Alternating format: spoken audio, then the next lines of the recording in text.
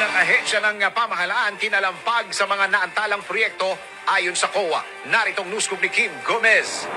Kinalampag ng Commission on Audit ang 15 ahensya ng Sus, pamahalaan ginoo at 34 na state universities and Grabe. colleges dahil sa naantala at palyado nitong mga infrastructure projects noong 2023. Sa audit report ng COA, nakita na nagkakahalaga ang mga proyekto ng national government agencies ng mahigit 239 billion pesos at 2.37 billion pesos naman sa SUCs. Grabe. Sinasabing hindi nasunod ang plano para sa mga proyekto dahil sa poor planning, kakulangan sa monitoring, hindi pagsunod sa mga kontrata, Grabe. mahabang procurement process Grabe. at kakulangan ng koordinasyon sa local government units at iba pang kinauukulang ahensya.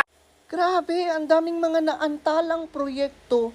Ang daming mga hindi natapos na proyekto sa administrasyon ngayon. Proud kayo dyan? Diyos ko. Oh, TUADCOM, House of Representatives. Oh, ang daming mga ahensyang sablay. Ano na? Walang hearing? OBP lang.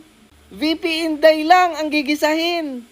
Pero itong mga ahensyang sablay-sablay, hindi gigisahin. Tang-igit nyo.